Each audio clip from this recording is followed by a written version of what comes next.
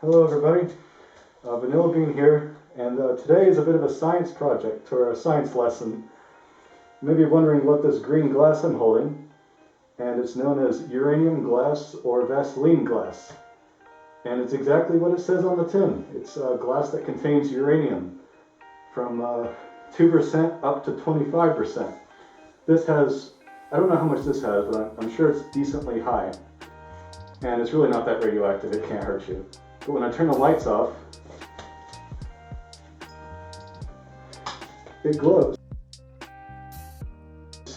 quite brightly.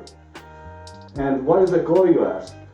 Well, it glows because of the uranium oxide naturally glows. So it's kind of like the rust, uranium rust. It's put in the glass while it's been in the manufacturing process. So there you go. That's the lesson for today.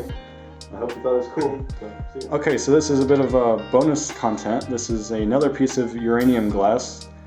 It was manufactured in 1916, or April 11th, 1916 to be exact. And it's used to put either fake flowers or real flowers in, just to display them.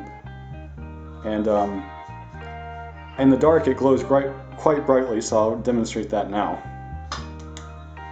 I don't know what I don't know how bright it is on the camera, but in real life it's basically a flashlight. And so I guess just turn the lights back on. The reason why it's green, uranium glass is green, is because the uranium oxide is naturally green, and they use the uranium oxide as a tint for the glass. I don't know why they don't just use any other pigment. Your guess is as good as mine. But there you go, that's some extra content, and I guess I'll see you later.